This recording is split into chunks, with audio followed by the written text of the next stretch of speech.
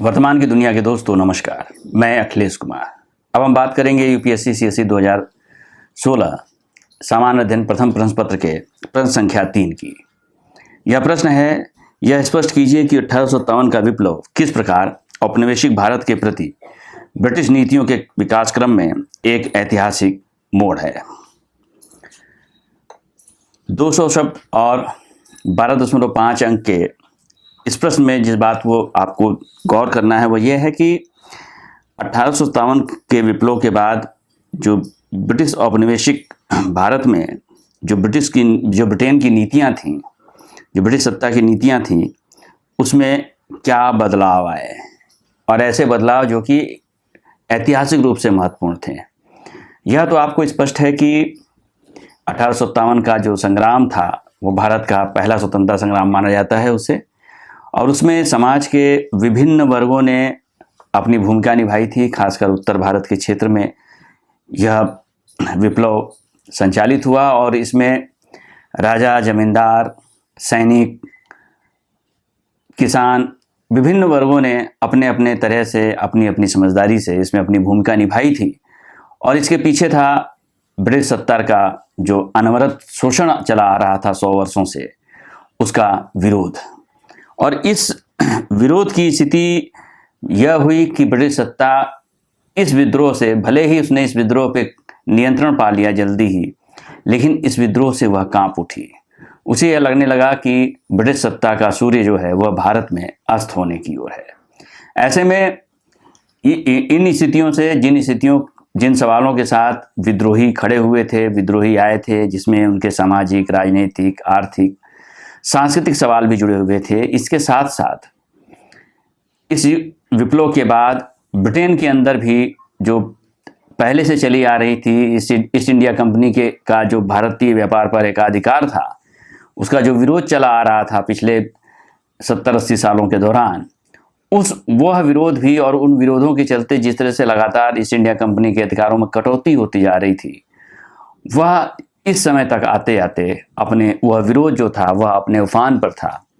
और इस नज़रिए से जबकि ब्रिटिश सत्ता भारत में 1857 के विप्लव के रूप में एक गहरा आघात सह चुकी थी, उसने इस पर नियंत्रण भी कर लिया था, लेकिन उसे लगा कि उसके औपनिवेशिक हितों को बनाए रखने, बचाए रखने के लिए भारत में यह जरूरी है कि अब वह उन कठोर नीतियों से बाज आए जिन नीतियों के तहत उसने भारत का राजनीतिक, आर्थिक और सामाजिक शोषण किया था।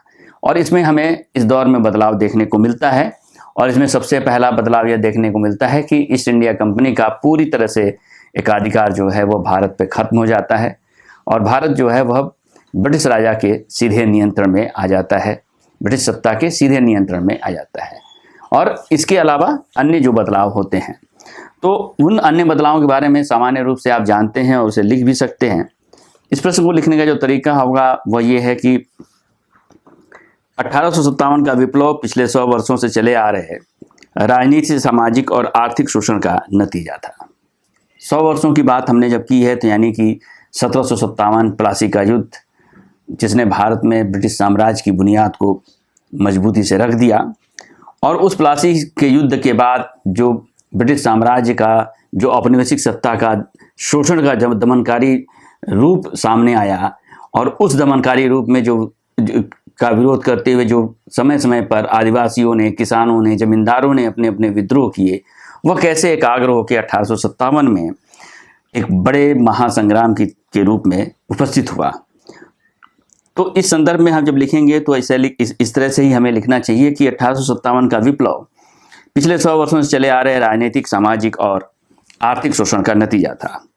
इस विप्लव ने ब्रिटिश सरोकारों को जोरदार झटका दिया, जिसके चलते अंग्रेजों ने अपनी नीतियों में व्यापक बदलाव किया। इस विप्लव के बाद कंपनी के सभी अधिकार खत्म हो गए और भारत सीधे ब्रिटिश सरकार के अधीन आ गया।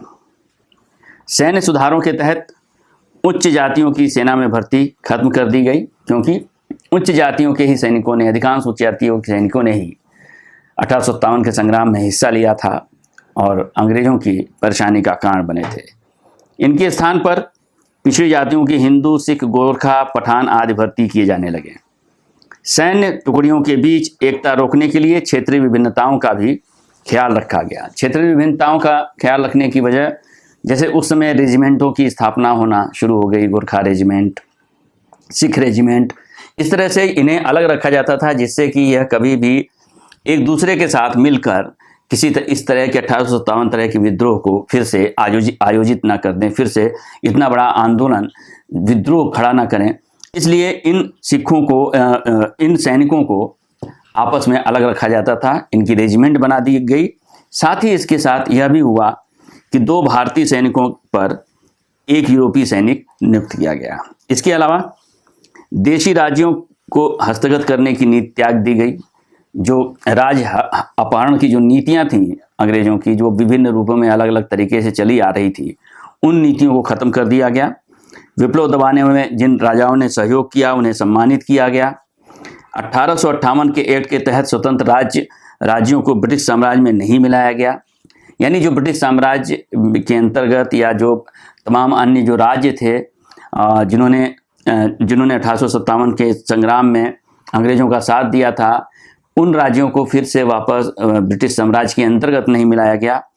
और जिन राजाओं के अपने पुत्र नहीं थे या अपने वारिस नहीं थे, उन्हें दत्तक वारिस रखने की छूट दे दी गई। पहले यह छूट नहीं थी और इसी के तहत अवध को हस्तगत किया गया था, अंग्रेजों ने हस्तगत किया था। और इस तरह से अंग्रेजी सत्ता ने काफ़ी हद तक वह उदारवादी व्यवस्था अपनाई, और ख़ासकर उन लोगों के प्रति जो उनके किसी न किसी तरह से इस संग्राम में समर्थक थे, उन राजाओं के प्रति।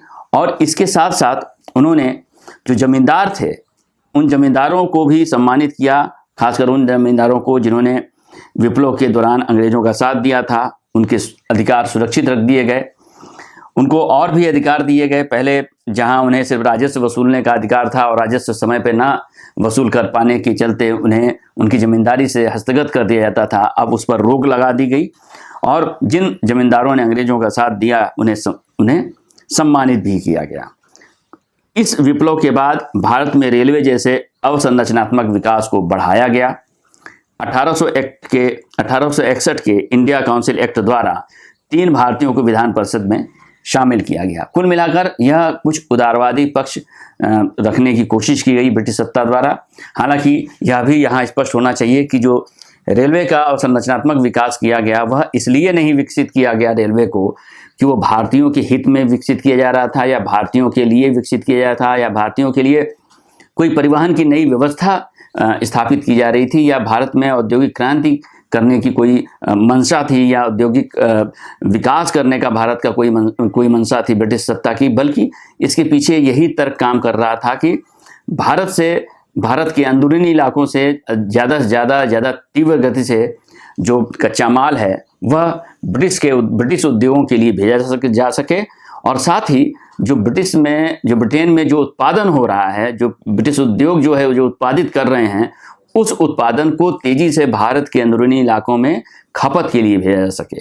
तो इस पूरे संरचनात्मक परिवेश में अगर आप इसको देखें और इस प्रश्न के परिप्रेक्ष्य में भी देखें तो ब्रिटेन की सत्ता ने, ब्रिटेन की सरकार ने अपने उदारवादी चरित्र के साथ भारत के आर्थिक औपनिवेशिक शोषण को तीव्र गति प्रदान करने के लिए कुछ बहुत बुनियादी बदलाव करने की कोशिश की, जिसमें निश्चित रूप से उन्होंने सामाजिक संदर्भों में हस्तक्षेप करने की अपनी जो पुरानी नीति थी उसको और न्यूनतम कर दिया। अगर वर्तमान की यह पहल आपको पसंद आई हो तो हमारे वीडियो को लाइक करें और चैनल को सब्सक्राइब करें। शुक्रिया।